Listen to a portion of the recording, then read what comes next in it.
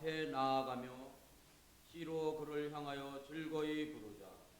대저 여호와는 크신 하나님이시요 모든 신 위에 크신 왕이시로다. 오라 우리가 굽혀 경배하며 우리를 지으신 여호와 앞에 무릎을 꿇자. 할렐루야. 사랑의 아버지 하나님,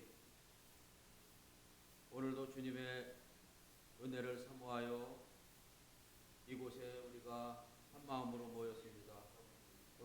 오늘도 드려지는 예배 가운데 성령 하나님 함께하여 주셔서 우리로 온전히 주님 앞에 찬양과 기도와 말씀으로 영광 올리게 하여 주시옵소서. 예수님의 이름으로 기도드리옵나이다.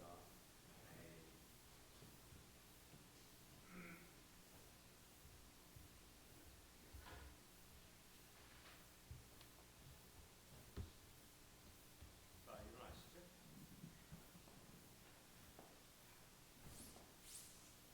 조금 아까 또 이게 작동이 안 되려고 또 했었는데 여러분들이 기도 많이 하셔야 될 것 같아요. 사탄과 마귀가 이렇게 조금만 잘 되려고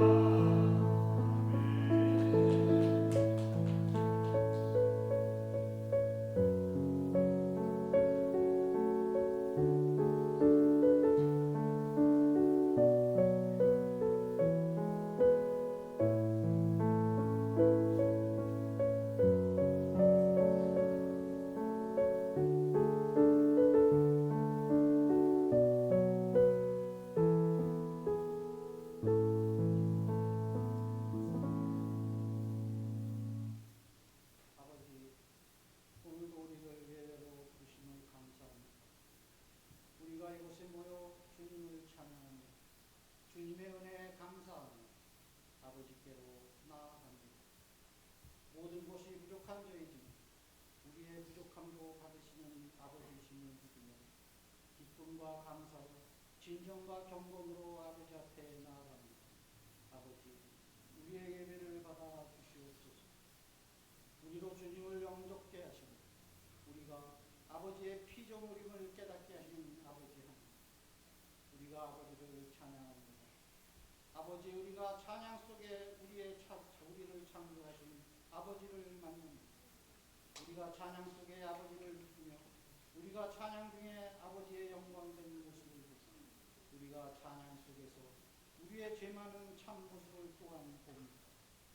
아버지, 우리를 주님 안에서 영화롭게 하옵소서.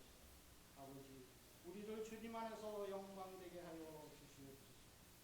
우리가 우리의 추악한 모습에서 벗어나 아버지께서 주셨던 그 흠없는 참 모습을 되찾게 하옵소서. 우리로 이 죄 이전의 모습을 되찾게 하시고 우리를 창조 때의 모습으로 돌아가게 하여 주시옵소서. 아버지께서 흠없는 제물을 원하신 것처럼 이 예배 때만큼은 우리를 흠없게 하시고 그 흠없는 모습으로 아버지를 찬양하며 산 제사를 드리게 하옵소서. 죄에서 벗어나 순결한 모습을 허락하시고 아버지의 사랑으로 가득 찬 평강의 모습을 허락하시고 믿음으로 따라가는 순종의 모습을 허락하시고 아버지의 능력을 닮아가는 권능의 모습을 우리에게 허락하여 주시옵소서. 아버지를 사랑하는 것만큼 아버지에게 순종하는 것만큼 아버지의 영을 사모하는 것만큼 우리의 모습이 변화되는 줄을 믿습니다. 아버지, 그 변화된 모습으로 우리의 믿음이 아버지의 한없는 사랑 안에서 반석 위에 채워지는 믿음 되게 하여 주시옵소서. 우리의 삶이 아버지의 뜻에서 벗어나지 않고 우리의 삶이 오직 주님의 말씀 안에서 성화되어가는 그런 삶 살게 하여 주시옵소서. 아버지, 우리의 순결한 모습이 아버지께 영광인 줄 믿습니다. 우리의 눈처럼 깨끗하고 흠없는 모습이 아버지께 기쁨인 줄을 믿사옵나이다. 아버지, 우리가 그런 모습으로 아버지 앞에 예배드리기를 간절히 구하옵나이다. 아버지, 우리의 예배를 받아 주시옵소서. 오늘 말씀 전하시는 주목사님 한 점의 흠없는 주님의 종으로 세우시고 그 말씀으로 인하여 우리의 삶이 거듭나고 죽어있는 우리의 영이 살아나는 은혜의 역사가 일어나게 하여 주시옵시고 아버지, 이곳에서 예배드리는 모든 형제 자매님들의 가정과 이웃가족들 주님께서 주시는 놀라운 평강이 함께하고 이곳에서 우리를 통하여 아버지의 뜻을 이룰 것을 믿사옵니다. 이 모든 말씀 우리를 위하여 중보하시는 우리 주 예수 그리스도 이름 받들어 기도하옵나이다. 아멘.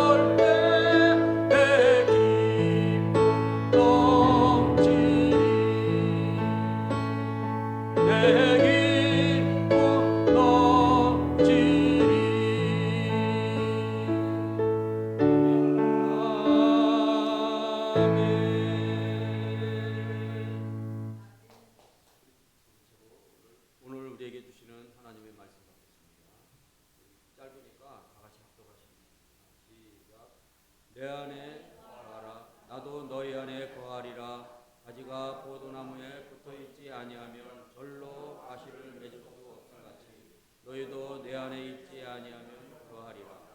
나는 포도나무요 너희는 가지니 너가 내 안에 내가 저 안에 있으면 이 사람은 과실을 많이 맺나니 나를 떠나서는 너희가 아무것도 할 수 없음이라.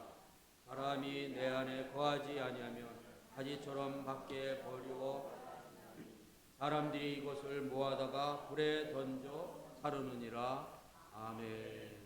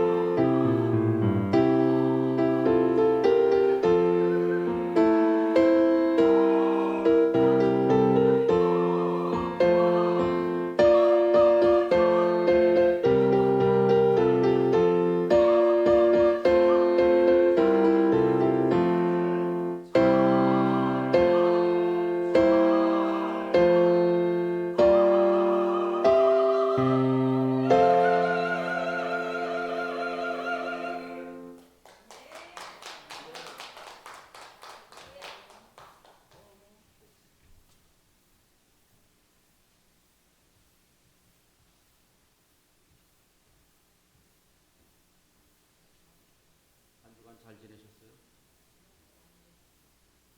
얼굴들이 다 이쁜 모습이에요.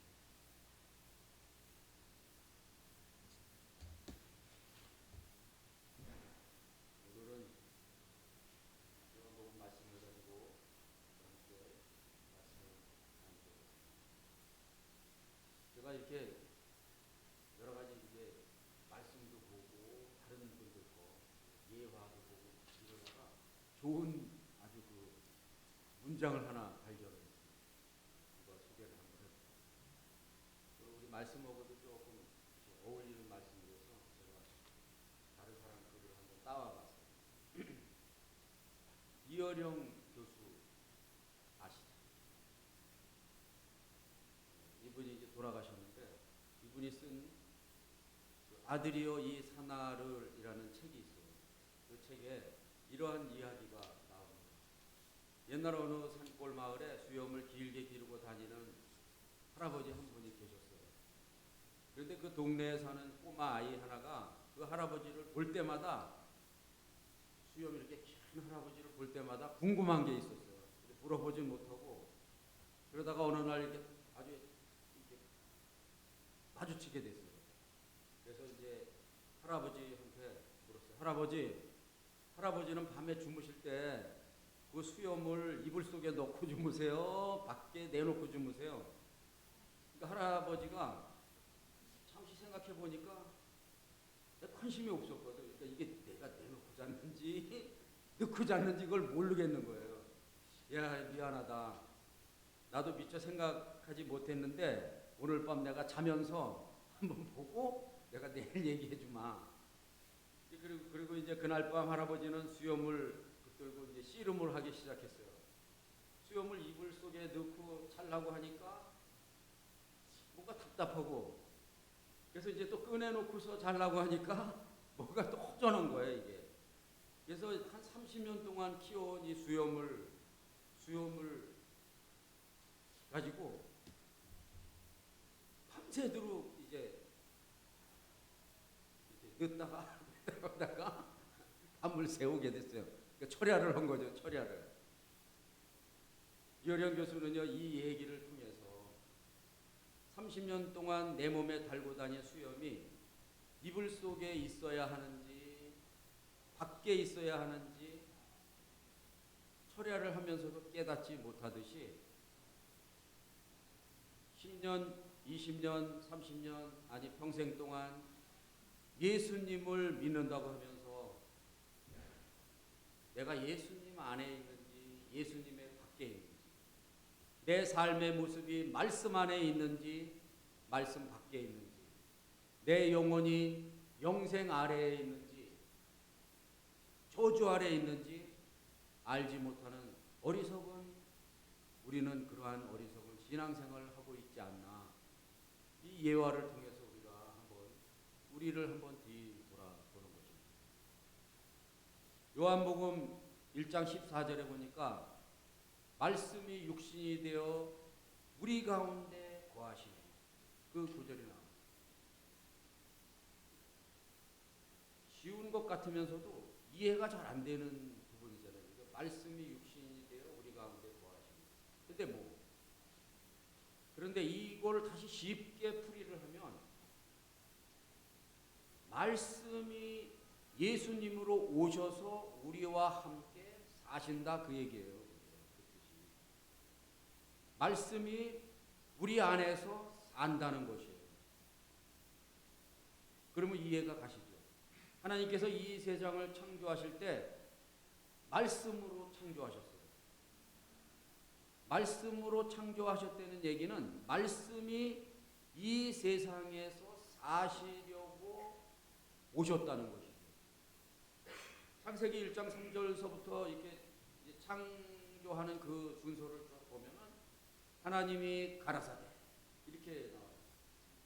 하나님이 가라사대. 그리고 이제 첫째 날, 둘째 날, 셋째 날 그런 식으로 계속해서 말씀하시기를 시작해요. 요한복음 1장 1절에 보면 태초에 말씀이 계시다고 했어요. 태초에 말씀이 계시니라. 이 말씀이 하나님과 함께 계셨으니 이 말씀이 곧 하나님이라는 것이에요. 그러니까 말씀이 하나님이에요. 우리가 이렇게 말을 통해서 여러분들이 듣잖아요. 귀로도 듣고 마음으로도 듣고 다 들어요. 우리가 졸면서 들어도 피부가 듣고 이게 다 듣죠. 이 세상의 시작은 말씀이라는 것이죠. 말씀이 오시는 것으로 이 세상이 시작이 되었어요. 우리가 믿음을 시작하게 된 것도 누군가 나에게 말씀을 선포했기 때문에, 그 말씀이 우리 귀에 들렸고 우리 마음에 들렸기 때문에 우리가 예수님을 믿기 시작했잖아요. 우리의 시작. 하나님께서 말씀하시기를 빛이 있으라 말씀을 하시니까 그곳에 말씀이 거하게 되니까 그 말씀으로 말미암아 빛이 생겼어요. 어둠이 말씀을 만날 때 어떻게 돼요? 빛으로 바뀌는 거예요. 그 세상이 밝아지는 것이죠. 우리의 혼과 육에 우리 혼과 육에 빛이 들어올 때, 말씀이 들릴 때, 복음이 들릴 때 하나님의 영이 우리 가운데 살게 되는 것이다. 그 얘기입니다. 오늘 이 말씀이. 그러므로 우리 육신이 말씀을 만날 때, 말씀이 들릴 때 우리는 그 들리는 그 시점부터 변화되기 시작해요.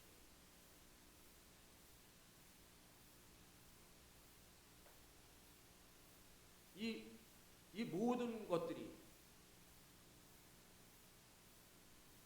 어떤 음식이든지, 그러니까 식물이든지 모든 것들이 서로 만날 때 작용을 일으켜서 못 먹는 게 되거나 먹는 것으로 되고, 그렇잖아요. 이렇게 서로 김치 담글 때 배추에다가 소금도 뿌리고 고춧가루 뿌리고 뭐 이렇게 다 양념을 만날 때 맛있는 반찬이 되듯이 그 만남이 이루어지는 것입니다. 그래서 말씀이 우리 육신을 만날 때, 그러니까 우리의 영육이, 그러니까 혼육이 하나님의 말씀을 만날 때 우리는 변화가 되기 시작하는데, 무엇이 변화가 되냐면 우리 안에 하나님의 영이 들어오시기 때문에 변화가 된다. 그 얘기를 하는 거예요. 그래서 기쁨과 즐거움 이런 것이 우리에게 충만하게 들어오기 시작되는 것이죠. 그러므로 우리가 하나님의 말씀을 만날 때 우리의 인생이 바뀌기 시작하는 것이에요. 왜 인생이 바뀌냐면 말씀을 만날 때 우리는 생각이 바뀌고 우리 마음이 바뀌고 우리의 언어가 바뀌고 우리 행동이 바뀌고 우리 성격이 바뀌고 그리고 우리가 운명이 바뀌어지게 되는 것이에요. 하나님의 말씀을 만날 때 그렇게 바뀌는데, 어제보다 오늘 형편과 사정이 좀 나아졌다는 정도로 바뀌는 것이 아니라 완전하게 바뀌는 것이다. 그 얘기를 해요. 그러므로 사도 바울은 고린도후서 5장 17절에 뭐라고 그랬어요? 그런즉 누구든지 그리스도 예수 안에 있으면 새로운 피조물이라, 이전 것은 지나갔으니 보라 새 것이 되었다. 새 것이 조금 바뀌는 게 아니잖아요. 그렇죠? 약간 어떻게 바뀌는 것이 아니라 완전히 새 것이 되게 바뀌는 것입니다. 하나님의 말씀으로 우리가 새롭게 다시 만들어진다는 것이에요. 그래서 새 것이 되는 것입니다. 그리스도이신 예수님을 만나면 이전 것이 지나가고 모든 것이 새 것으로 바뀌게 되는 것입니다. 예수님이 없이, 십자가 없이 사람과 사람이 만나면 어떻게 될까요? 그거는 사람과 사람이 만난다는 얘기는 죄와 죄가 만난다는 얘기예요. 이게 죄와 죄가 만남으로 뭐가 이루어져요? 사망이 이루어지는 것입니다. 그래서 이 세상은 예수님을 빼니까 하나님도 빼고 예수님 빼고 계속해서 이렇게 제거해 가니까 이 세상이 어떻게 바뀌어가고 있어요? 망해가고 있잖아요. 상식이 통하지 않는 세상이 돼버렸어요. 그래도 진리는 어느 정도 통했더라는데 이제 진리조차도 통하지 않는 그러한 세상으로 바뀌었잖아요. 여러분 보잖아요. 진리가 안 맞아요. 안 먹혀 들어가요. 지금 그냥 자기들의 생각이 그냥 그게 진리로 돼버리는 거예요. 틀렸든 맞든 그냥 내가 지금 편하면 되는 거예요. 그래서 사망이 오는 것입니다. 그러므로 죄인이 예수님을 만나면 의인이 되는 것입니다. 중풍병자가 성경에 보니까 말씀이신 예수님을 만나니까 자리를 들고 일어났어요. 근데 예수님이 능력이 있으신 분인데 예수님이 그냥 서 있기만 하면은 환자들이 다 낫고 일어나고 막 문둥병자도 낫고 막 이래야 될 거 아니에요. 근데 반드시 예수님이 말씀을 하세요. 예수님 말씀을 항상 말씀을 하세요. 너 뭐 원하느냐? 너 낳기를 원하느냐? 이렇게 말씀이 주어져요. 그럴 때 반응하는 자마다 고침을 받거나 살아나세요. 반응을 하는 사람.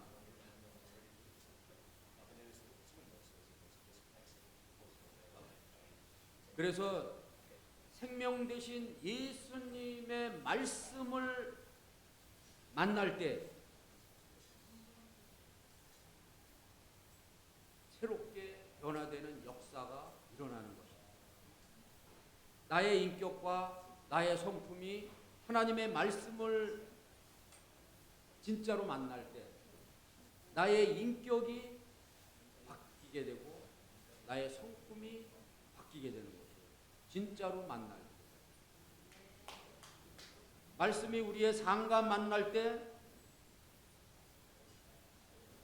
하나님의 말씀이 나의 삶과 진짜로 만날 때 내가 바뀌고 우리의 가정이 바뀌고 우리 사회가 바뀌게 됩니다.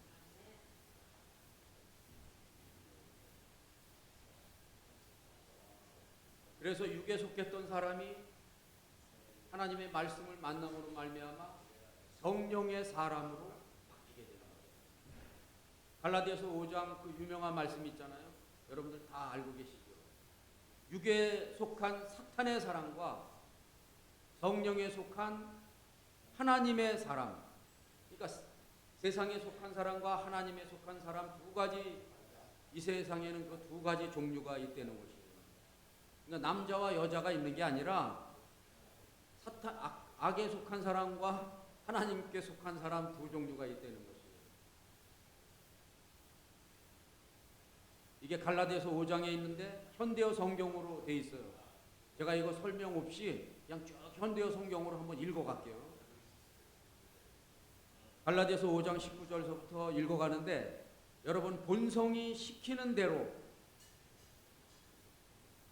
육체의 욕망에 따라 살면 여러분의 생활은 다음과 같은 결과를 가져옵니다. 곧 더러운 생각, 육신의 쾌락을 찾는 마음, 우상 숭배, 벌뜯음과 싸움, 질투와 분노, 언제나 자기 이익을 추구하는 일, 불평과 비판적인 태도. 누구든지 이런 생활을 하는 사람은 하나님의 나라를 물려받을 수 없습니다. 하지만 성령님께서 우리 생활을 지배하실 때, 성령님이 우리를 지배하실 때 그분은 우리 속에서 다음과 같은 열매를 맺게 해 주십니다. 그것은 사랑, 기쁨, 평화, 인내, 친절, 선의, 진실, 온유, 그리고 절제. 성령의 열매를 얘기한 것입니다. 그리스도에게 속한 사람들은 악한 욕망의 본성을 십자가에 못 박은 사람들입니다. 육신의 말씀을 만나면, 육신이 말씀을 만나면 용서가 되지 않는 사람이 용서가 되는 그 마음을 우리에게 주시는 것이에요. 우리는 능력이 없어요. 우리는 남을 용서하고 용납하고 사랑하고 할 수 있는 그런 능력이 여러분들 있는 것 같아요. 여러분 스스로가 안 돼요. 용서한 것 같은데 어느 날 불뜻 생각하면은 또 그게 여기 치밀러 올라와요. 그리고 괜찮아 해놓고 어떻게 기분 좋을 때는 다 덮어주다가 덮어진 것 같았는데 없어진 것 같았는데 그냥 덮어놨던 거예요. 툭 건들면 다시 나오고 그러죠. 그런데 하나님의 말씀이 우리 안에 들어왔을 때 그 하나님이 역사하시면 우리는 용서할 수 있고 용납할 수 있고 사랑할 수 있게 되는 것입니다. 그런데 이거 하나님의 말씀을 어떻게 만나냐면 이거는 말씀을 뭐 읽는 것으로 되는 것이 아니고 듣는 것으로 되는 것이 아니고 말씀은 외우는 것으로 되는 것이 아니라 우리의 인격적인 말씀과의 우리 하나님과 인격적인 만남을 갖는다고 하지만 말씀을 만나는 것이에요. 우리 하나님을 보지 못하지만 우리가 하나님을 만날 수 있는 유일한 길은요 말씀이에요. 그래서 이 말씀을 인격적으로 만난다. 인격적으로 만난다는 건 뭐예요? 지성, 감성, 의지를 얘기하는 것입니다. 지성, 감성, 의지로 우리는 인격적으로 만나는 것입니다. 오늘 본문 5절에 말씀이 내 안에, 내가 말씀 안에 있어야 많은 열매를 맺게 되는 것입니다. 말씀이 내 안에, 내가 말씀 안에 있어야 된다는 것입니다. 나는 다른 사람의 칭찬을 잘하는 사람인가? 제가 칭찬을 하나 이렇게 한 단어를 이 말씀을 연결하면서 밑도 끝도 없이 칭찬을 제가 얘기를 했어요. 칭찬과 관심. 나는 남을 칭찬을 잘하는 사람인가? 딴 말도 다 있지만 우리가 그거를 쉽게 한번 생각해봐요. 내가 다른 사람을 칭찬을 잘하는 사람인가를 한번 생각해봐요. 칭찬에 우리는 굉장히 인색한 사람들이에요. 그래서 내가 다른 사람을 사랑한다는 것이 무엇인가를 요거와 같이 연결해서 생각해보죠. 내가 진짜 다른 사람을 사랑하는 사람, 그런 마음을 내가 풍성하게 가잖아. 그 사람을 칭찬하거나 관심을 갖는 것이 사랑하는 것이에요. 칭찬은요, 그 사람의 마음 안으로 들어가는 것이에요. 제가 누구를 칭찬한다 그러면 내가 그 사람 마음 안으로 들어가 주는 것이에요. 그렇게 해야 남을 칭찬할 수가 있어요. 입 발린 소리 말고 진짜 칭찬을 할 수가 있어요. 이 칭찬은요, 사랑하지 못하면 그 사람 마음 안에 우리는 들어갈 수가 없어요. 그래서 우리가 사랑합니다, 사랑합니다고 하지만 그 사람 입에서 남을 진짜 수없이 칭찬한 말이 나오냐가 진짜 사랑하는 사람이에요. 말로는 우리가 얼마든지 사랑해, 사랑해 다 할 수 있어요. 자식한테도 사랑해, 사랑해 하지만 우리가 자식을 사랑한다고만 말했지 진짜 구체적으로 자식을 사랑하는 표현을 했냐 이거예요. 나는 너를 믿는다. 나는 너를 진짜 자랑스럽다. 이렇게 해줬냐 이거예요. 그런 거 못하잖아요. 그러면 진짜로 내가 사랑하면서도 표현을 못한 것인지 아니면 이게 사랑하고 있는 것인지 우리는 이걸로 판단을 할 수가 있는 거예요. 우리가 사랑과 사랑 간에도 마찬가지예요. 그리고 관심이라는 게 있어요. 사랑은요, 어디서부터 시작되냐면 관심으로부터 시작이 된대요. 관심. 관심은 그 사람을 내 마음에 담는 거예요. 그 사람을 관심을 갖는 것은 내 마음에 그 사람을 담아 놓는 거예요. 그러니까 우리가 그 사람이 관심이 있다는 거는 내 마음 안에 담아 있는 것이에요. 사랑은 이렇게 관심과 칭찬으로부터 시작이 되는 것입니다. 이런 사람이 말씀을 만난 사람들이에요. 그래서 나는 하나님의 말씀을 만난 사람인가? 지식으로만 알고 있는 사람인가? 우리가 스스로 이거를 생각을 진짜 깊이 있게 생각을 해봐야 됩니다. 우리가 만난 하나님과 우리가 만난 하나님의 말씀이 저와 여러분을 지금까지 변화시켜 왔어요. 여러분 하나님 만나서 지금까지 변화되어 왔잖아요. 어떻게 변화되어 왔어요? 주님 없이는 못 살아라는 그런 표현을 할 정도로 변화되어 왔잖아요. 그런데 하나님과의 관계는 그렇게 변화되어 왔지만 너 없이는 못 살아까지는 우리가 못 해봤잖아요. 그래서 그거를 우리가 생각해 보자는 것입니다. 아무짝에도 쓸모없는 무능하고 악한 우리들을 하나님이 사랑해 주셨어요. 그래서 우리는 하나님의 소중한 자녀로 우리는 선택되어졌어요. 우리는 그렇게 하나님이 사랑하는 자녀로 선택되어졌는데 우리가 거울도 봤잖아요. 우리가 힘들고 어려울 때 하나님의 그 사진첩을 봤잖아요. 그 안에 여러분들 각자의 얼굴이 들어가 있잖아요. 그렇게 하나님이 사랑해요.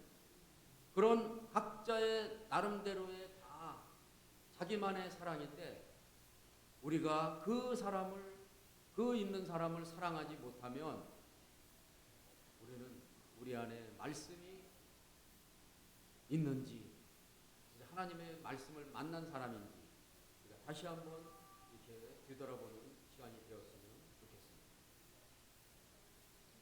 어느 목사님의 간증에 청년들을 위한 집회를 했는데 집회 기간 중에 생일을 맞이하게 됐대요. 그래서 어떻게 생일을 알았는지 생일 파티를 해주었다고 합니다. 생일날 케이크에 촛불을 켜고 생일 축하 노래를 이렇게 청년들이 모여서 부르는데 생일 축하 노래를 부르는데 어떤 노래를 불러요? 생일 축하합니다. 이거 나올 줄 알았는데 그 생일 축하 노래가 아니라 다 같이 생일 축하 노래를 합시다. 그래놓고 하나님의 은혜로 저 쓸데없는 자 왜 구속하여 주는지 우리는 알 수 없도다. 그러면서 찬양을 하더래요. 좋은 날 웃자고 한 그러한 재미있는 찬양이었는데 그날 그 찬양의 그 장본인은 너무나 큰 평생 잊을 수 없는 큰 은혜를 받았어요. 맞다. 전혀 생각지도 못했던 그 생일 축하 노래였지만 정말 하나님이 진짜 나를 사랑하는 축하곡이었구나라는 걸 그날 알게 됐어요. 아무짝에도 진짜 쓸데없는 저를 왜 이렇게 이렇게까지 구속하여 주시고 사랑해 주시는지 정말 난 알 수 없다. 고백하게 되었어요. 저도 이 간증을 들으면서 그런 생각이 들더라고요. 이게 다른 이 사람의 얘기가 아니라 이 목사님의 얘기가 아니라 이게 우리 하나님의 말씀을 진짜로 만난 우리들의 이야기구나.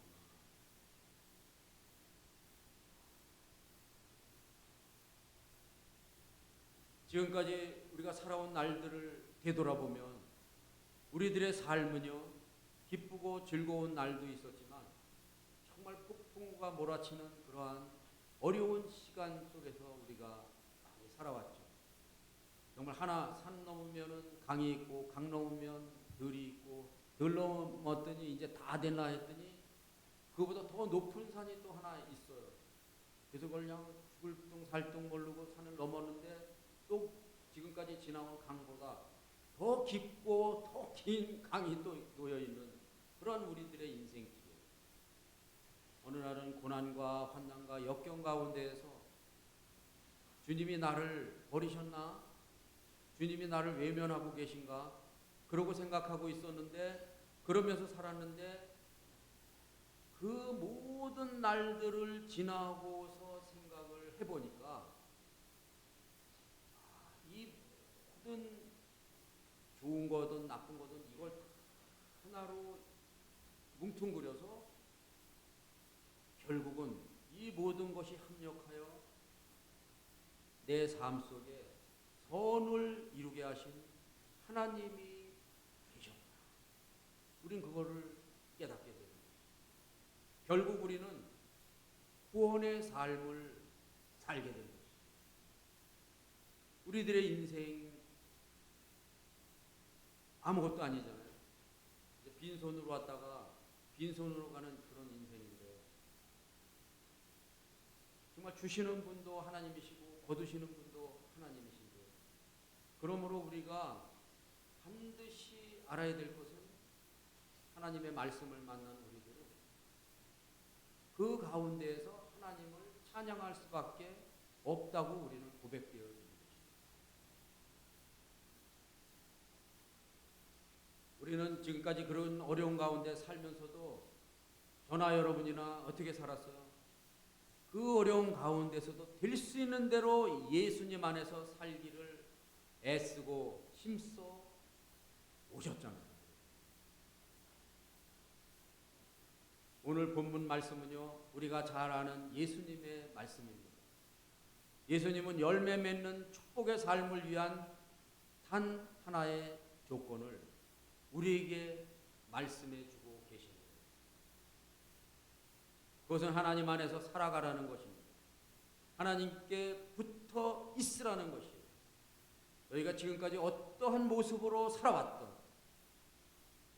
끝까지 하나님을 붙들고 있으려는 거예요.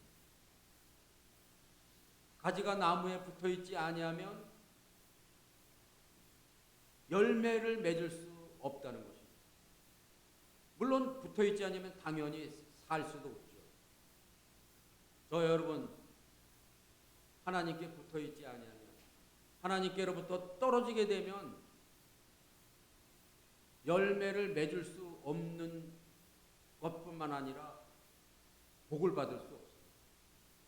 구원을 얻을 수도 없어요. 아니, 살 수가 없는 것이죠. 여러분, 주님 없이 살 수 있어요? 여러분, 지금까지 여러분 스스로가 그 어려운 가운데에서도 쓰러지고 넘어지면서도 누구 붙들었어요? 우리 주님 붙들었어요. 우리 주 예수 그리스도.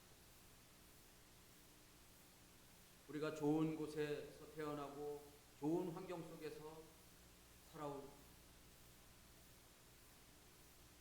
살아왔다 해도, 또 지금까지 삶이 성공적으로 살았다 해도, 시편 127편 1절에 보니까 하나님께로부터 떨어진 사람들이 어떻게 되느냐, 하나님을 의지하고 살든 어떤 모습으로 살든 어떻게 되느냐, 하나님께서 집을 세워 주시지 아니하시면 세우는 자의 모든 수고가 뭐래요? 헛되도다. 나는 포도나무요 너희는 가지니 너희가 내 안에 내가 너희 안에 있으면 많은 열매를 맺는다. 그러나 떨어지면 열매도 맺지 못할 뿐만 아니라 결국 버려져 말라져 버린다. 그리고 불구덩이에 집어서 집어 던져 넣는다. 불에 던져 쓰러는 마지막 때를 얘기하는 것입니다. 그러므로 우리가 살기 위해서는 하나님의 말씀을 만나는 것입니다. 예수님을 만나는 것입니다. 그리고 내가 말씀이 내 안에 있으면 살릴 뿐만 아니라 많은 열매를 맺게 된다는 약속의 말씀인 것입니다. 예수님께 붙어 있으면 살고 예수님께로부터 떨어지게 되면 죽는다. 말씀 안에 있으면 살고 말씀 밖에 있으면 죽습니다. 계속 되풀이되는 말씀. 왜 그럴까요? 오늘의 핵심 말씀이기 때문에. 단순한 이야기잖아요. 다 알고 있는 이야기잖아요. 하나님의 이 성경 말씀이잖아요. 여지까지 수없이 들어온 말씀이고 저나 여러분의 입으로도 계속해서 한 말씀이잖아요. 그러나 우리의 삶 가운데에서 이 말씀이 어떻게 나에게 적용되고 왔는지를 우리는 이 시간 다시 한번 돌아봐야 될 줄로 압니다. 죄로 말미암아 타락하기 전 우리 인간은 하나님께 꼭 붙어있는 가지로 살았습니다. 그러나 사탄의 유혹에 빠져 죄를 짓게 되면서부터 떨어진 가지가 되었어요. 하나님과 나와의 사이에 관계가 깨어졌던 것입니다. 사망이 하나님과의 관계가 깨어진 것이라면 우리의 구원은, 우리의 생명은, 우리의 축복은 당연히 하나님과의 깨어진 관계를 회복하는 것입니다. 하나님과의 관계 회복이 바로 오늘 본문에서 예수님이 말씀하시는 포도나무에 살아있는 가지로 붙어있는 모습입니다. 사탄은 우리를 항상 하나님으로부터 떨어지게 해요. 말씀으로부터 자꾸만 멀어지게 사탄은 그렇게 항상 공격을 하고 있습니다. 사탄이가 우리를 하나님으로부터 멀어지게 하고 떨어지게 하기 위해서 세상에 먹음직한 것, 또 보암직한 것, 또 지혜롭게 할 만큼 탐나는 것으로 하나님과 우리 사이에 자꾸만 끼워 넣어요. 자꾸만 하나님과 우리 사이에 보암직도 한 것도 세우고, 또 먹음직한 것도 세우고, 또 지혜로운 것 같은 것도 하나님과 우리 사이에 계속해서 세워놔요. 그럼 우리는 그것 때문에 하나님과 우리 사이에 그게 놓이면 가리게 되는 거죠. 우리의 구원은 하나님의 그 언약의 관계예요. 하나님이 우리를 사랑하신다. 내가 하나님 사랑해요로. 그럼 왜 우리가 하나가 되느냐? 그거는 우리가 하나님을 사랑한다고 고백해서 되는 일이 아니에요. 하나님의 언약으로, 하나님이 창세기에서도 하나님이 아브라함과 언약 맺은 그 언약이, 그 언약대로 하나님이 우리와 언약의 관계에 있는 사랑이에요. 하나님이 그냥 사랑한다, 그거는 그냥 사랑하는 게 아니에요. 언약으로 하나님이 우리에게 하셨던 그 언약으로 우리를 사랑해 주시는 거죠. 어렵죠? 어려워요? 언약이 뭔지? 아시잖아요. 그 언약, 하나님의 언약과 우리와의 관계예요. 그 하나님의 언약 때문에 우리가 하나님의 자녀가 될 수 있는 것이에요. 그래서 하나님과 나 사이에 저 바다가 생기면 이별하게 되는 거예요. 하나님과 나 사이에 저 바다가 없었다면 그 바다가 뭐예요? 죄예요, 죄. 저 바다가 없었다면 이별이 없었는데 가슴 아프게 후회하는 일도 없는 것이죠. 하나님과 우리 사이에 갈라놓는 것은 우리가 이미 알고 있듯이 죄입니다. 죄의 대가는 죽음이에요.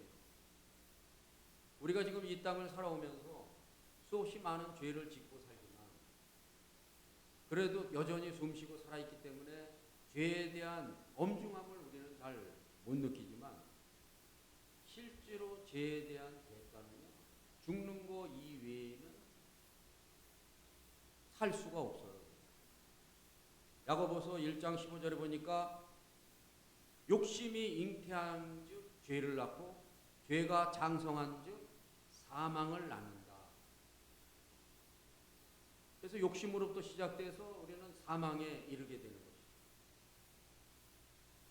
오늘 본문의 말씀을 보면 열매 맺지 않는 가지에 제하여 버리신다고, 가지는 제하여 버리신다고 하셨어요.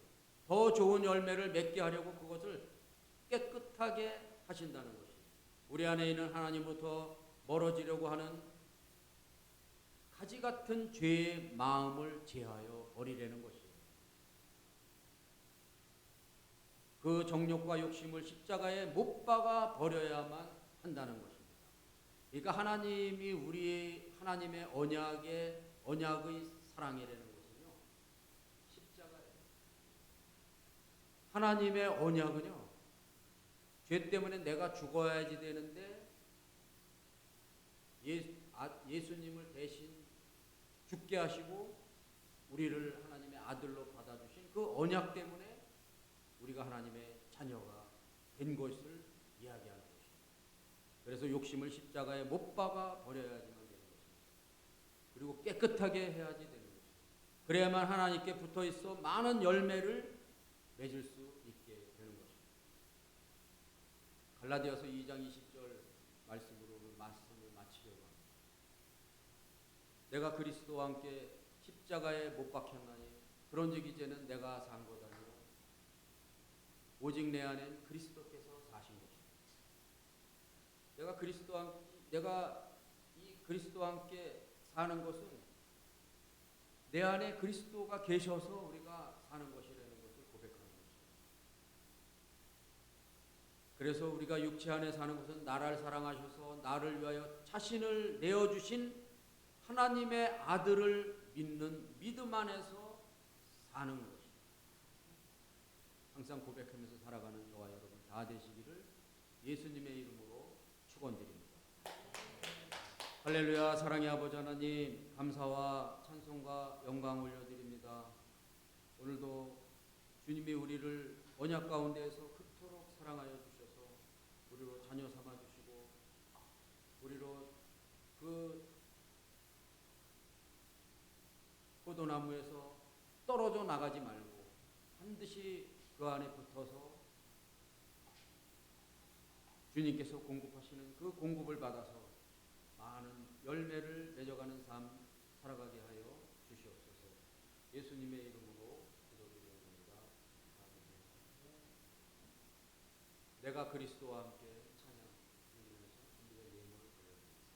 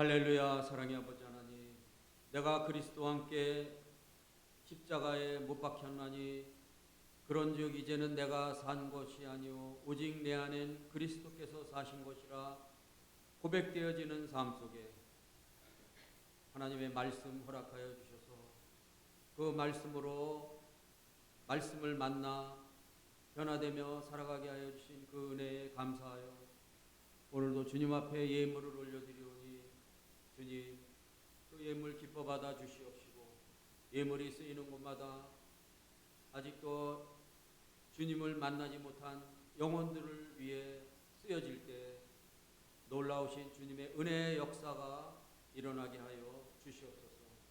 드려진 손길마다 주님 축복하여 주시옵시고 물질로 고통받지 않게 하여 주시옵소서.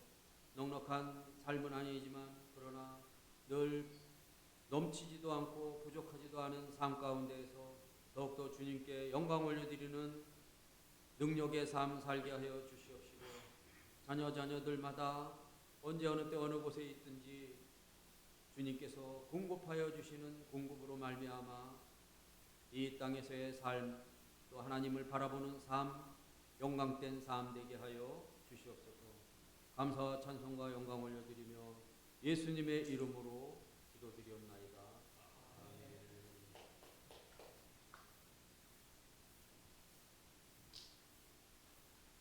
오늘 예배 오신 여러분 예수님의 이름으로 환영합니다.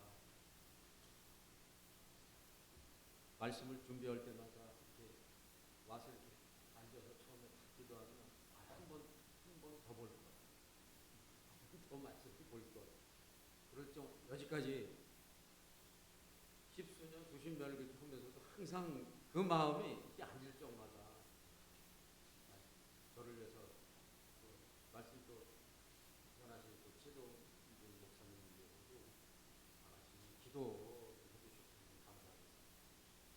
우리 다사랑 교회가 하나님이 이끄시는 교회, 말씀과 기도로 함께하는 교회, 이웃 사랑하는 교회가 되도록 적절히 기도 부탁드립니다. 사탄막이 틈타지 않게 우리 교회 축복하여 주시옵소서. 기도드리고 특별히 제가 빼놓은 게 있어요. 우리 이 교회를 빌려주신 이 필리핀 교회, 이 교회를 위해서도 우리가 기도드려야지 된다는 거. 그걸 잊고 있었어요.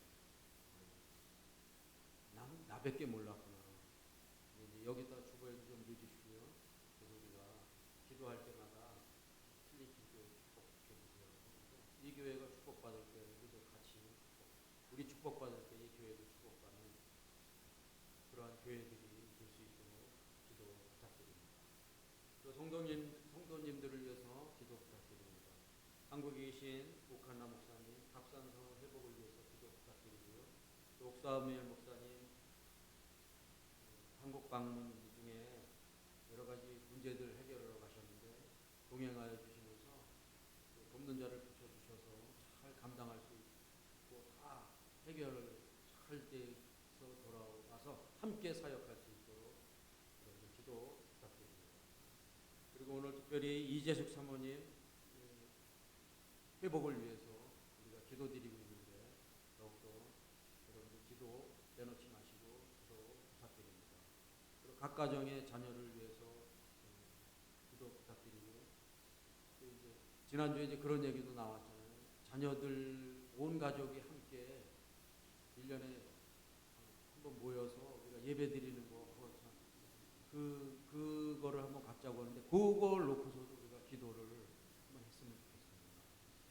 온 자녀들, 흩어졌던 자녀들이 모이는 그 시점이 언제인지 그때를 우리가 같이 잘 조율을 해갖고 우리가 기도하는 가운데 함께 온 가족이 예배드리고 또 우리 또 2세들이 자기네들끼리도 우리 예배는 오지 않더라도 정말 서로 이메일이나 뭐 SNS 이런 거를 통해서 서로 대화하면서 어려움 나누고 또 마음으로 도와주고 이런 거를 꼭 만나지 않더라도 각자 있는 위치에서 우리 2세들이 다사랑 교회의 그 청년부들이 형성될 수 있도록 우리가 기도 부탁드립니다.